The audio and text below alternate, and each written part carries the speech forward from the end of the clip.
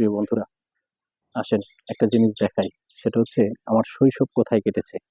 আমার শৈশবটা একটু দেখে যান।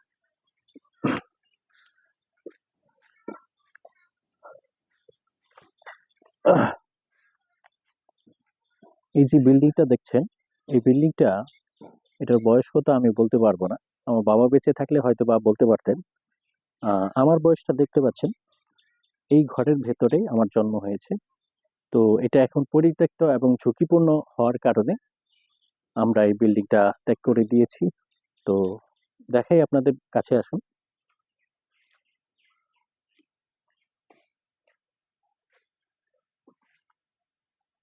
আহ, এখানে কিছু ময়লা থাকার কারণে আমি ভিতরে যেতে পারছি না।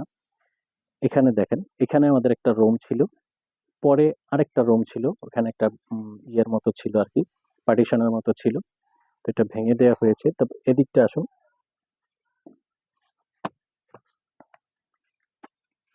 এইখানে একটা রুম ছিল, ওইখানে আরেকটা, মানে এই এতটুকু বিল্ডিংটার মধ্যে আপনার 4টা রুম ছিল। এই 4টা রুমে আমরা থাকতাম। যখন আমি ছোট থেকে একটু বড় হয়েছি, তখন আমরা দুই ভাই বোন এক রুমে থাকতাম, আব্বা আম্মা এক রুমে থাকতো। এরপরে একটু যখন বড় হই, তখন আমার বড় ভাইরা যারা ছিল, বড় ভাইরা তখন এইটাতে ছিল, এই বিল্ডিংটাতে, এই আধা পাকা বাড়িটাতে ছিল। বড় ভাই বড় বোনেরা ছিল। তখন বড় ভাই বড় বোনেরা যখন ঢাকায় চলে যায়, আমার বড় ভাই যখন ব্যাংকের চাকরি হওয়ার পরে উনি যখন ঢাকায় সেটেল হয়ে যায়, এবং আমার বড় ভাই ইঞ্জিনিয়ার মাহবুব আলম, সে যখন আহ, পড়াশোনার জন্য ঢাকায় চলে যায়, তখন এইটা খালি পড়ে থাকে। খালি পড়ে থাকে, তখন আমি এইটাতে এসে আবার আমার শৈশব কৈশোরটা আমার এখানে কেটেছে, এই বিল্ডিং, এই ঘরটাতে। এই ঘরটার ভেতরটাও দেখাই, আসুন। এইটাও এখন পরিত্যক্ত এবং কিছু লাকড়ি খড়ি রাখার একটা স্টোর হয়ে গেছে। এখানে আপনার 2টা রুম ছিল। হ্যাঁ, এটার মাঝখানে একটা পার্টিশন ছিল, সেটা ভেঙে ফেলা হয়েছে, কাঠের মধ্যে ছিল। এখন এটা উপরে টিন আর চারিদিকে দেয়াল।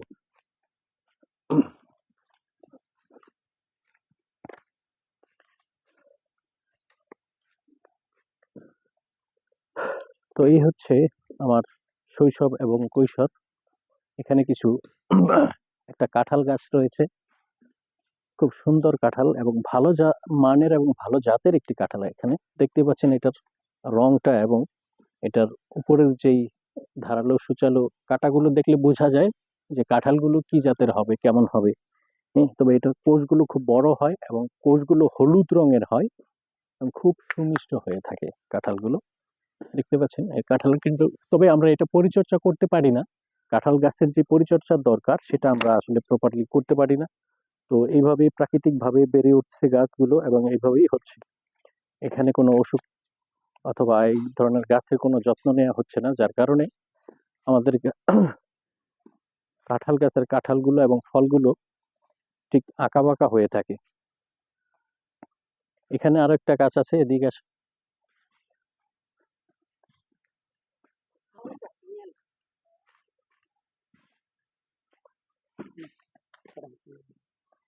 হুম, আমাদের গ্রাম্য ভাষায় এটাকে আমরুজ বলে থাকি আমরা।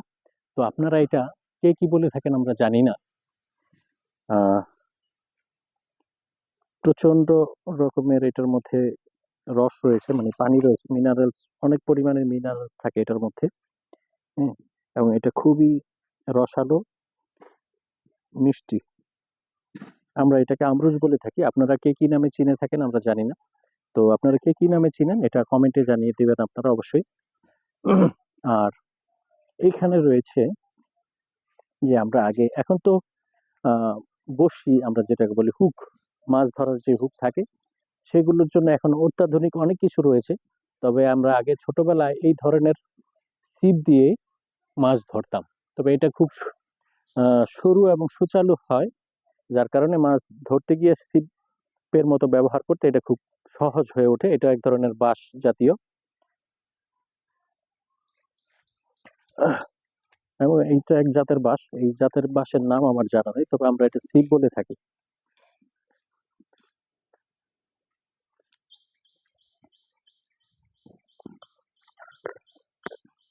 হুম,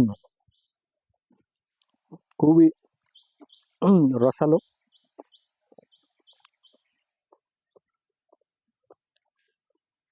এবং প্রচুর পরিমাণে মিনারেলস এটার মধ্যে।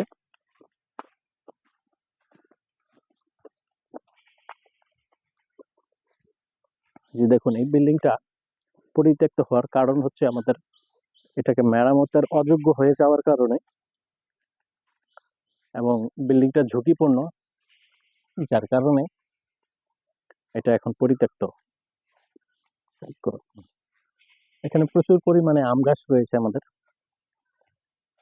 অনেকগুলো আম গাছ সাথে।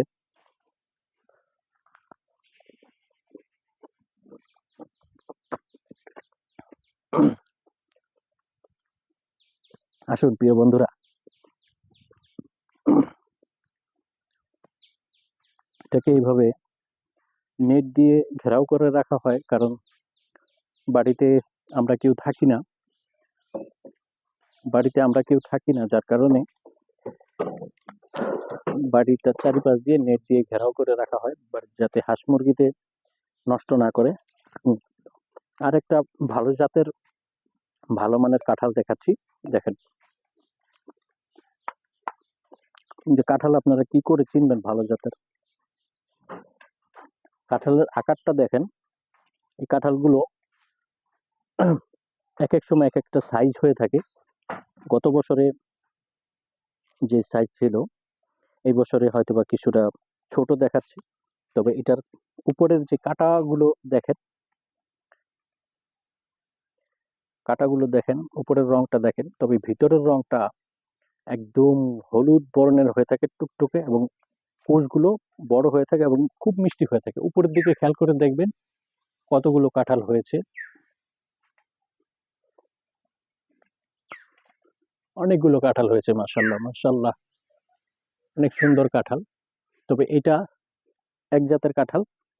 এটার পাশে দেখেন আরেকটা জাতের কাঁঠাল আছে, এটার পরিমাণে খুবই অল্প হয়েছে। এটার উপরের রংটা খেয়াল করে দেখেন, এটার রংটা সবুজ, আর এটার কাঁঠালের রংটা কেমন একটু ব্রাউন কালারের। হ্যাঁ, এটা একটু ভিন্ন জাতের কাঁঠাল। এটাও খুব সুমিষ্ট এবং রসালো। এই মুহূর্তে একটাও কাঁঠাল পাকে নাই, পাকলে আপনাদেরকে দেখাইতে পারতাম যে আসলে কাঁঠালের কোষের যে কালারটা, এটা আপনার দেখলে খেতে ইচ্ছা করবে।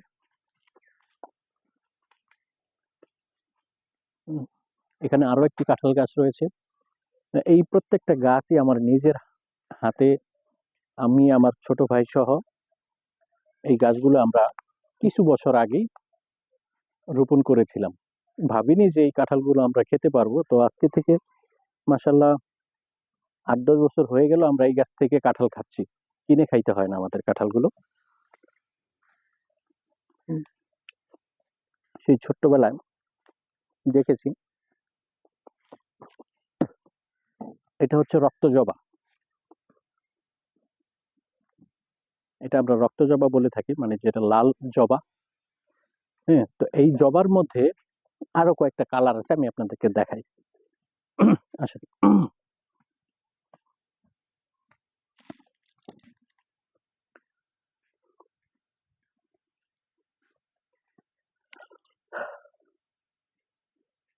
এটা হচ্ছে আমার বর্তমান থাকার ঘর, এই ঘরটাতে আমি থাকি। এটা থাকুক, আগে জবা ফুলটা দেখাই। এটা হচ্ছে সাদা জবা, জবার মধ্যে সাদা, তবে এটা ঘ্রাণ নাই। ফুলগুলো খুব সুন্দর। রাত্রেবেলা এটা বন্ধ হয়ে থাকে, সকালবেলা এটা ফোটে। রাত্রেবেলা ঠিক এরকম হয়ে যায়। আমি আপনাদের কিভাবে দেখাবো, এই যে আপনারা যারা জবা দেখে থাকবেন, ঠিক এই রকমের হয়েছে। এই যে যেগুলো ঝরে গেছে রাত্রেবেলা ঠিক এরকম ছিল, যেগুলা বৃষ্টির পানির কারণে ঝরে গেছে, এবং এটা নাই। আরেকটা কালার আছে পিঙ্ক কালার, যেটা মেয়ে মানুষ খুব পছন্দ করে থাকে, পিঙ্ক কালার। হ্যাঁ, যেটাকে আমরা হালকা গোলাপি বলে থাকি, পিঙ্ক কালার জবা। আর রক্ত জবা এখানে আরো একটা আছে। দেখুন, আমার কাছে সব জবার মধ্যে এই রক্ত জবাটাই যেন আমার কাছে কেন ভালো লাগে আমি জানি না। একদম গোলাপের মতো অনেকটাই, একদম রক্ত জবা, লাল জবা। আর এখানে রয়েছে একটা রয়্যাল গাছ, যেটা আমরা রয়্যাল এই বছর ধরে নাই, চারা গাছ একটা হবে ইনশাল্লাহ। এটা হচ্ছে আমার ছোট ভাইয়ের ঘর। তো ছোট ভাই দেশে নাই, ও দেশের বাইরে থাকে। এখন এই ঘরটা বন্ধ আছে।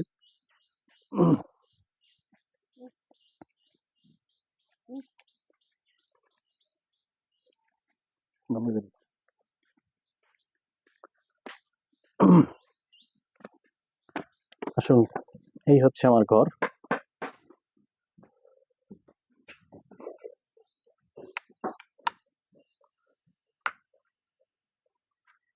প্রিয় বন্ধুরা, ভালো থাকবেন, সুস্থ থাকবেন। রোদে একবারে হাঁপায় গেছি।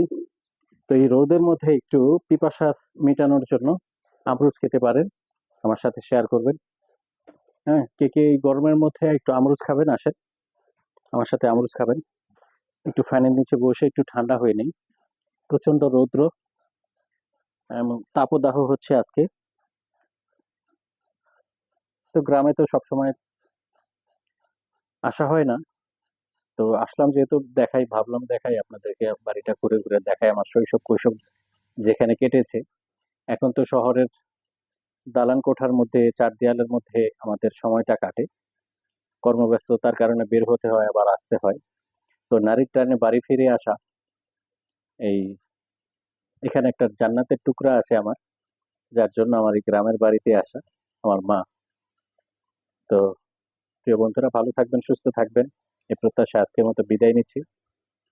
আসসালামু আলাইকুম। আর প্রত্যেকেই চেষ্টা করবেন, পিতামাতা যাদের বেঁচে আছে প্রত্যেকেই প্রত্যেকের জায়গা থেকে সমর্থ অনুযায়ী পিতামাতার খেদমত করবেন, পিতামাতাকে ভালোবাসবেন, এবং পিতামাতার সাথে কখনো জোরেও কথা বলবেন না, পিতামাতাকে কখনো আঘাত করে কথা বলবেন না, পিতামাতার সাথে কখনো খারাপ ব্যবহার করবেন না। আসসালামু আলাইকুম ওয়া রাহমাতুল্লাহি ওয়া বারাকাতুহু।